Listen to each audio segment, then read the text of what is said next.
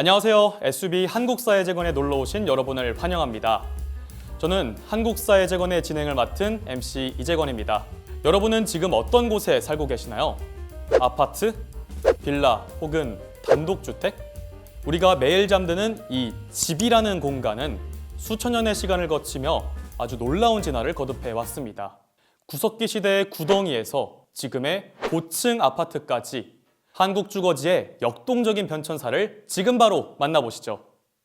선사시대 사람들의 핫플레이스는 어디였을까요? 바로 이곳 서울 암사동을 포함한 한강 유역입니다. 물을 구하기 쉽고 먹거리가 풍부한 강가에 자리를 잡은 건데요. 자, 가까이서 한번 볼까요? 여러분들 다 아실 것 같은데요. 바로 웅집입니다. 방법은 간단해요. 땅을 깊게 파서 구덩이를 만들고 그 중앙에 기둥을 세웁니다. 그리고 석가래를 원뿔형으로 올린 뒤 나뭇가지와 풀로 지붕을 덮었죠. 하지만 시간이 흐르며 사람들의 기술은 더욱 정교해졌습니다. 단순한 웅집을 넘어 우리가 흔히 아는 목조 한옥의 초기 형태로 진화하기 시작한 건데요. 웅집의 치명적인 단점은 원뿔 모양이라 내부가 너무 좁았고 가족이 늘어나서 집을 넓히려면 지붕을 통째로 뜯어내고 처음부터 다시 지어야 했었던 점인데요. 확장성이 제로였던 셈이죠. 이후 기술이 발전하며 목조 한옥의 기틀이 잡히기 시작하면서 이제는 기둥만 옆으로 옮기면 공간을 넓힐 수 있는 가변성을 갖추게 된 거죠.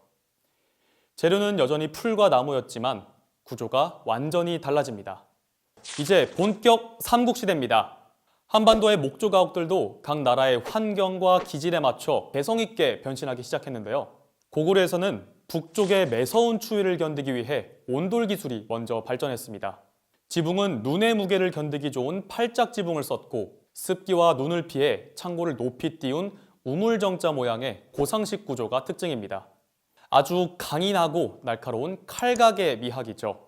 평야지대의 백제는 온돌과 마루를 섞어 썼습니다. 특히 지붕 끝을 화려하게 들어올리는 하항 구조를 삽입하면서 처마가 좀 더 길게 빠지는 것이 특징인데요. 받침대인 하항의 존재로 처마를 좀 더 길게 높이 배치할 수 있게 되어 우아한 곡선미를 뽐냅니다. 신라는 남부 지역에 위치하여 북부보다는 온화하고 고온다습한 기후로 마루 중심의 구조였습니다. 지붕 위에는 거대한 장식기와인 치미를 올려 무게중심을 잡는 동시에 권위를 세웠고 고급 가옥 바닥에는 배수가 잘 되는 전도를 깔기도 했습니다. 삼국시대를 지나 고려시대에 접어들면 우리 건축은 그야말로 리즈 시절을 맞이합니다. 대외교류가 활발했던 만큼 송나라의 앞선 기술을 적극적으로 받아들였고 불교 문화가 꽃피우면서 사찰 건축을 중심으로 장식성과 웅장함이 극에 달했거든요. 한국 건축사에서 가장 세련되고 화려한 시기, 고려 건축의 세계로 들어가 볼까요? 고려 한옥의 주요 특징 첫 번째는 이 건축 이야기를 할 때 절대 빠질 수 없는 단어, 바로 공포입니다. 이게 무서운 이야기가 아니고요. 처마 아래를 보시면 지붕의 엄청난 무게를 기둥으로 전달하기 위해 나무 조각들을 겹겹이 쌓아 올린 구조물이 보일 겁니다. 이게 바로 고려 건축의 핵심 기술인 공포입니다. 고려 전기에는 기둥 위에만 공포를 올리는 주심포 양식이 유행했습니다. 공정사 극락전처럼 단정하고 간결한 멋이 특징이죠. 하지만 시간이 흐를수록 사람들은 더 무겁고 화려한 지붕을 원했습니다. 그래서 등장한 것이 다포 양식이에요. 기둥 윗뿐만 아니라 기둥과 기둥 사이 공간에도 공포를 빽빽하게 채워넣은 거죠. 사리원 성불사 응진전이 대표적인데 구조적으로 훨씬 안정적이면서도 외관이 정말 웅장하고 화려해졌습니다. 이 다포 양식은 훗날 조선 건축의 주류로 자리 잡게 됩니다. 이제 시선을 위로 올려볼까요? 고려 한옥의 백미는 부드럽게 하늘로 치솟은 처마의 곡선미입니다. 맞배 지붕은 책을 엎어놓은 듯한 형태입니다. 앞서 말씀드렸던 봉정사 극락전도 이 때문에 담백함이 더욱 진하게 느껴집니다. 팔짝 지붕은 옆면이 삼각형 모양으로 꺾인 구조인데 훨씬 입체적이고 화려합니다. 부석사 무량수전의 위험이 바로 이 팔짝 지붕에서 나오죠. 자, 다음은 기둥을 자세히 봐주세요. 일직선처럼 보이시나요? 사실 고려의 대표 기둥인 배흘림 기둥은 가운데가 항아리처럼 살짝 볼록합니다. 왜 이렇게 만들었을까요? 바로 우리 눈의 착시 현상 때문입니다. 일자 기둥은 멀리서 보면 가운데가 오목하게 들어간 것처럼 보여 불안정해 보이거든요. 선조들은 기둥 가운데를 일부러 부풀려 시각적인 안정감을 준 거죠.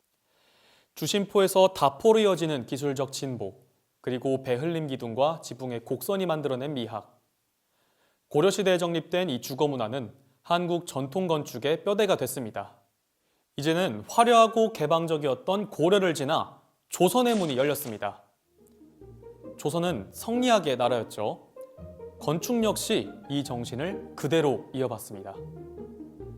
사치스러운 장식보다는 검소함을, 무질서한 확장보다는 엄격한 질서를 중요하게 여겼는데요. 고려 건축이 금빛 찬란한 화려한 옷을 입은 귀족 같다면 조선 건축은 빳빳하게 풀을 먹인 흰 도포를 입은 선비 같습니다. 성리학적 질서에 따라 건축 규제가 강화되면서 표현은 더 단정해지고 구조는 훨씬 정돈된 모습으로 변모하게 된 거죠. 조선 건축에는 자연에 순응하도록 지은 조상들의 지혜가 담겨 있습니다. 순응하도록 계획했다는 건 자연물을 변형시키지 않고 산 또는 강의 형태를 그대로 유지했다는 겁니다. 산을 자연적 방벽으로 활용하고 강을 따라 길을 만든 거죠. 조선에서는 경국대전을 통해 신분에 따라 집의 크기와 장식을 엄격히 제한했는데요.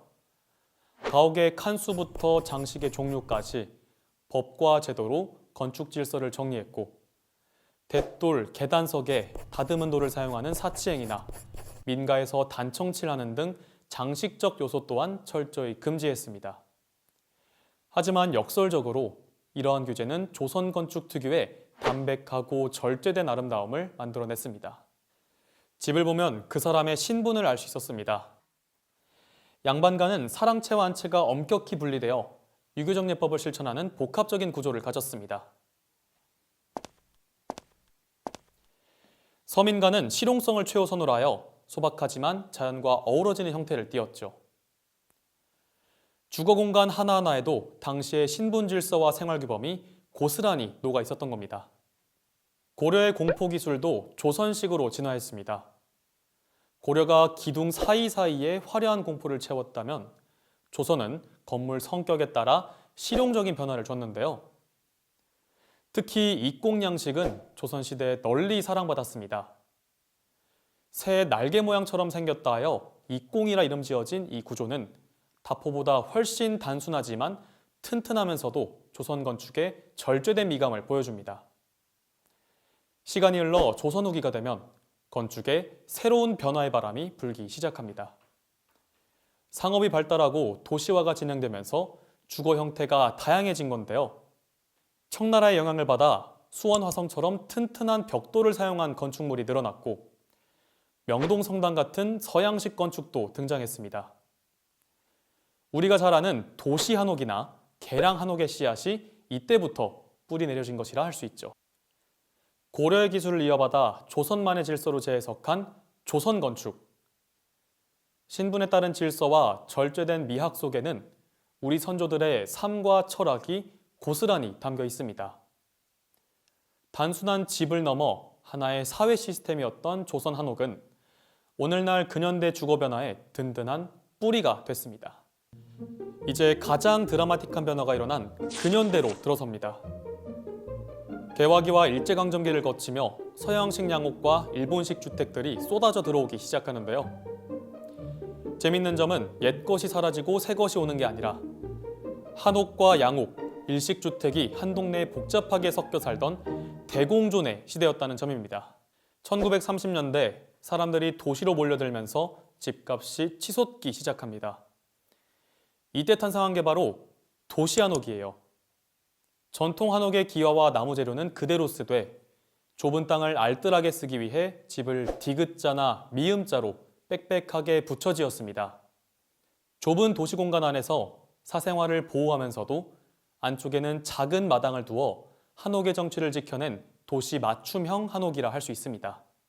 생활이 현대화되면서 한옥도 변신했습니다. 이때 대중적으로 유행한 구조가 바로 민돌이 집입니다. 화려한 장식을 과감히 빼고 기둥 위에 볼을 바로 얹은 단순한 구조 덕분에 제작비가 저렴해 서민들의 소중한 보금자리가 되줬습니다.